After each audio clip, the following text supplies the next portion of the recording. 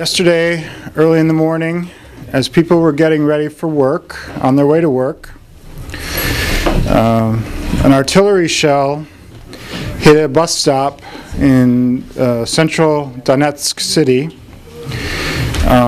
killing 13 commuters and wounding 20 more.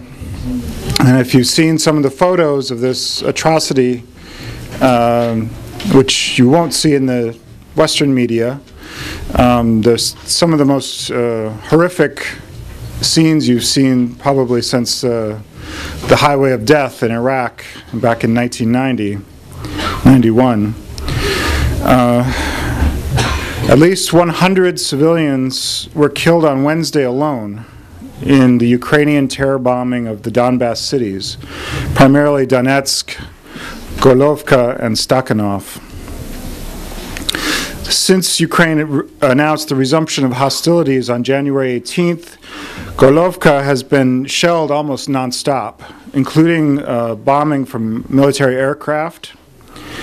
And today, cluster bombs banned by international law were dropped in the city of Stakhanov in Lugansk. The UN reported today that the death toll since April in the war in the former eastern part of Ukraine, now the People's Republics of Donetsk and Lugansk, the death toll is now officially stands at 5,086. Although they admit this is vastly undercounted because it's just impossible to keep track of everything. Of these, 262 of the deaths occurred in only the last 9 days. As horrible as this is, we want to take note that the people's militias of the Donbass republics are fighting back strongly. As soon as their hands were untied by the Ukrainian declaration of war, they were able to take the Donetsk airport, which has been a scene of contention for months. They've moved back to the outskirts of the occupied city of Mariupol, and today they're taking the fight to Ukrainian forces all across the front lines. Donetsk Prime Minister Zakharchenko has declared that they intend to expand their control to the full territory of Donetsk and Lugansk as they existed previously as regions of Ukraine, instead of the rump sort of sliver of land that they've been restricted to since the Minsk agreements were signed in September. Zakharchenko is also proving himself in the recent days to be a masterful propagandist in terms of how he's dealing with the soldiers that have been captured from the Ukrainian military, and as well as how they're dealing with the dead bodies of Ukrainian soldiers that have been recovered from the airport in Donetsk. Today he issued an appeal to the parents of Ukrainian soldiers, basically an anti-war appeal, because they know that there's mass anti-war sentiment and mass resistance to what is now the fourth military draft in Ukraine in less than a year. According to the forces of Donbass, the Novorussia armed forces lost about 300 to 350 personnel since the resumption of hostilities on Sunday. The junta, meanwhile, the Ukrainian government has lost 1,200 killed, wounded, or prisoners of war in the vicinity of the airport alone this week. Tomorrow there will be a day of remembrance in Donetsk, primarily for the victims of the bombing of the trolley bus, but also for all the victims of the Ukrainian regime. But don't expect to see world leaders flocking to Donetsk as they did to stand with imperialist France and Charlie Hebdo a couple of weeks ago. In fact, the same day that the massacre of the trolley bus happened, the head of the U.S. Army in Europe, Lieutenant General Ben Hodges, was in Kiev. He met with wounded Ukrainian soldiers and thanked them for their service, giving them medals. He also met with the commander of the Ukrainian Armed Forces and the temporary commander of the Fascist National Guard, which is not under the command of the Ukrainian military, but under the Interior Ministry, the main center of the repressive forces in Ukraine right now.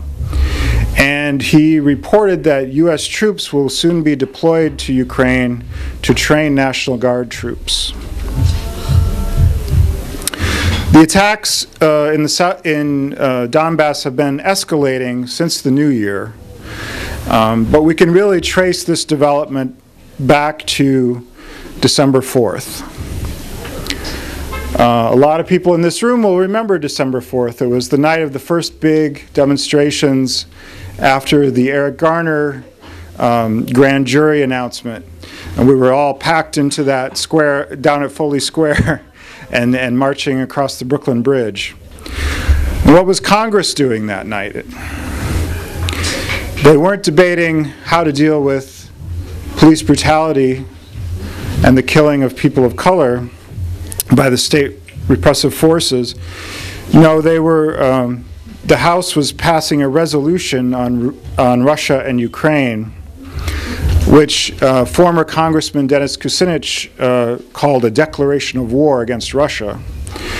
It passed the House by a vote of 411 to 10, and the 10 were evenly divided between Democrats and Republicans. So you can see that this is a thoroughly bipartisan development on the part of the U.S. government and the U.S. ruling class.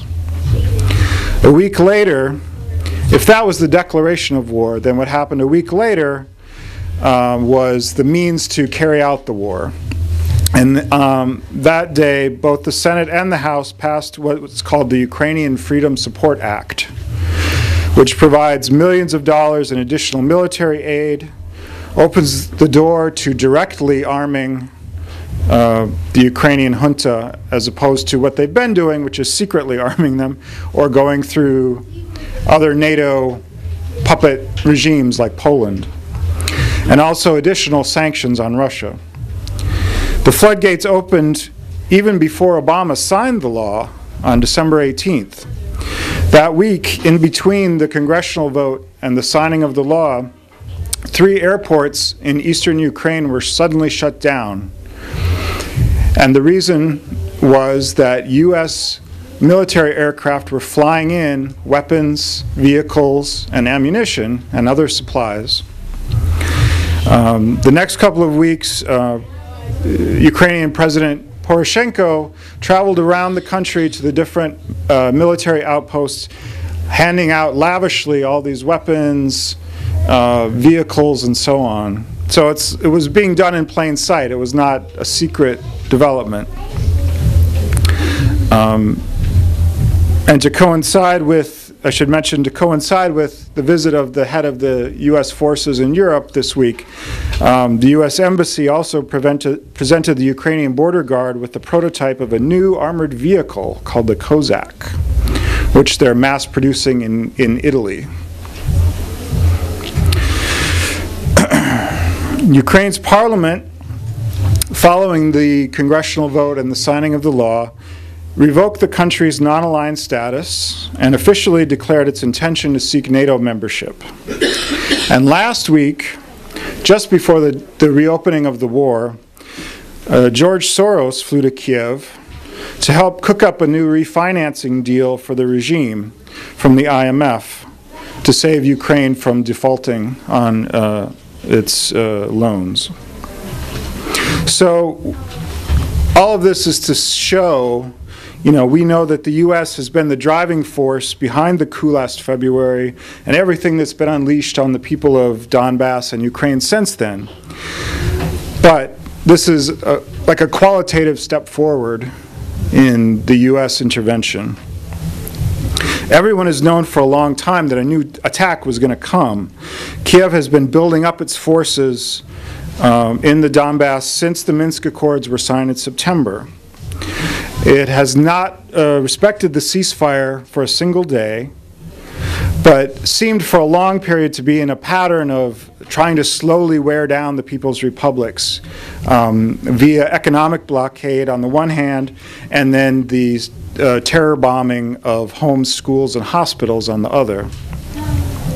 So why is the U.S. pushing an offensive so hard right now? The economic crisis in Russia, brought about by the collapse of the global oil market, has a lot to do with it. The sanctions on Russia that could be circumvented or worked around 6 months ago now have real bite. And there's never been unanimity in the Russian ruling class or the government about supporting Donbass. Even the bourgeois nationalist grouping represented by Putin has always regarded the People's Republics as a bargaining chip, as they showed most clearly by pushing the Minsk Accords in September at a moment when the people's forces were on the offensive and the Ukrainian military was near collapse. There are also many in the Russian ruling class that want to return to the neoliberal relationship with the U.S. that was developed under Boris Yeltsin. These forces could be kept in check when there was relative prosperity, largely due to the oil and gas market. But now these forces are raising their heads again, demanding the abandonment of Donbass and an end to what they view as a costly global confrontation with the West. Now, all the factions in Russia, I don't think there's a single one that doesn't understand that the U.S. long-term goal is to dominate and tear apart Russia. And they're all united in, the ruling class factions are all united in regarding a revolutionary, socialist, anti-imperialist development in Donbass as something even more dangerous to them. That's why they've been trying to tamp down and keep a lid on the struggle, even while providing humanitarian aid and military support covertly to the people's forces in Donbass in order to, try to stop NATO from establishing a beachhead on their western border. Of course, the best guarantee of Russia's future sovereignty would be an independent, revolutionary people's republics on their border, but the ruling class, of course, doesn't see it that way. In the Gorbachev period, before the collapse of the Soviet Union, Workers' World Party founder Sam Marcy was fond of using this term, full court press, to mean that the U.S. was using all means of pressure, financial, propaganda, military, to exacerbate the internal contradictions and bring about the USSR's collapse. The U.S. is moving more towards a similar strategy aimed at the Russian Federation today. The Ukrainian Freedom Support Act includes millions of dollars earmarked to further increase the already very large assistance and creation of NGOs and political opposition groups loyal to imperialism in Moscow, as well as to increase Russian language propaganda broadcasts. And this, combined with the increasing presence of NATO forces surrounding Russia, and the now more direct U.S. military intervention in Ukraine itself, is all part of this strategy. Now, this development vis-a-vis Russia has big consequences, not only for Donbass, but for Syria, Iran, China, Venezuela, the BRICS alliance, and many other countries. But the People's Republics are literally on the front line. Finally, I want to say a few words about our role. Workers' World and organizations we work closely with, like the IAC and UNAC, have done more than anyone else in the U.S. to raise this struggle over the past year. We've disseminated information, held protests and meetings, brought the issue to events like Pride and the Gaza demos last summer, and developed relationships with comrades on the front lines there.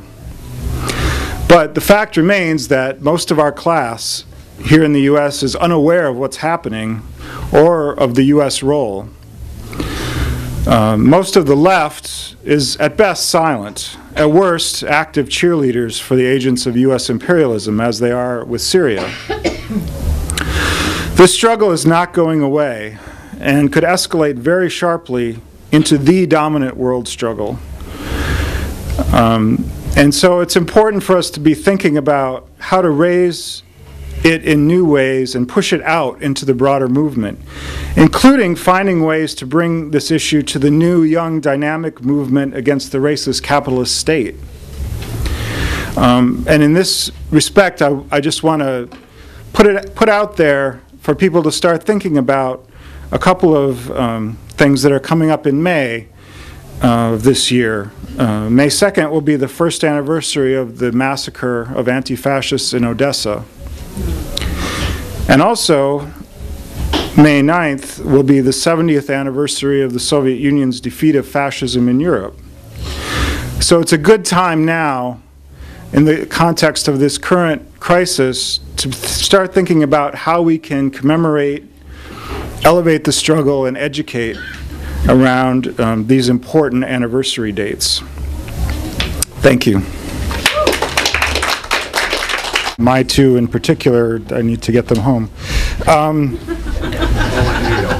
I wanted to mention, I just found out today from our comrades from Borotba, the communist organization from Ukraine that we have developed such good relations with in the struggle there.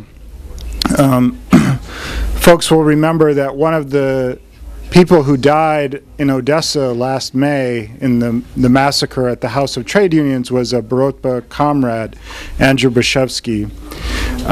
And his mother was a university professor in Odessa who's been targeted by the regime for speaking out since his death. She testified before the European Parliament about what happened and was driven out of her position as a tenured historical professor in Odessa. She's a product of Soviet times and the uplift and professionalization of women workers. So she's been driven out of her job, she's destitute, and just learned that she has cancer. And needs an expensive operation. So Borotba is conducting an international campaign to try to raise funds to help her. As they say, you know, Andrew gave his life for us, and we were obliged to help his mother who raised him to be the person he was. And so I'm pulling together like a symbolic donation from the party and the IAC. If anyone would like to contribute to it, let me know. It's kind of a difficult bank transfer thing to Russia these days, but if anyone, just get in touch with me and I'll send out an email about it to remind people as well. And finally, just to mention, there's a new blog that I set up for translations of stuff that I'm doing, which if people are interested in following what's happening more closely. You know, one of the really difficult things for everyone around the issue of Ukraine and Russia is just not having the information available in English to know what's going on. So I'm trying to systematize that a bit more. The blog is called redstaroverdonbass.blogspot.com. I'll send it around as well. But I'm updating it daily with 2 or 3 new relevant articles to what's going on. So if you'd like to follow that, that's a good way to stay informed between Workers' World articles.